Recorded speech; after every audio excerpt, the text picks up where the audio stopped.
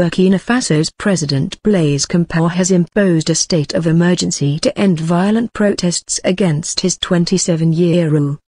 The government has also been dissolved, a statement signed by Mr Compaore said. Mass protests against his rule are continuing in the capital, Ouagadougou.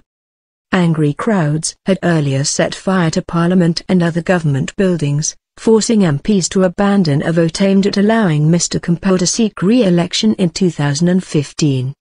Protesters have converged on the main square in Ouagadougou, demanding Mr Compaore's immediate resignation.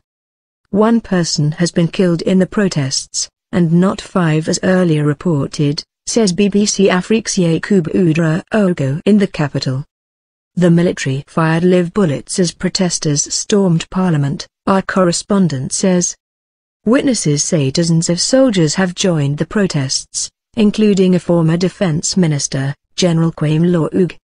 Protesters are demanding his installation as president, our reporter says. This is one of the most serious protests against Mr Compaore's rule.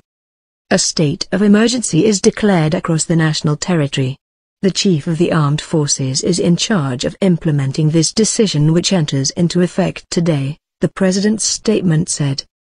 I dissolve the government from today so as to create conditions for change.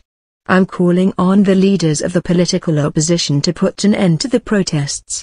I'm pledging from today to open talks with all the actors to end the crisis, it added.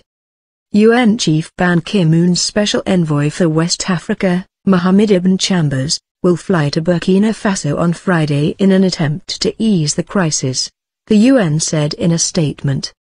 The main opposition leader, Zephyrin Diba, called on the military to side with the people and demanded the president's resignation. Mr Compaore first took power in a coup in 1987, and has won 4 disputed elections since then.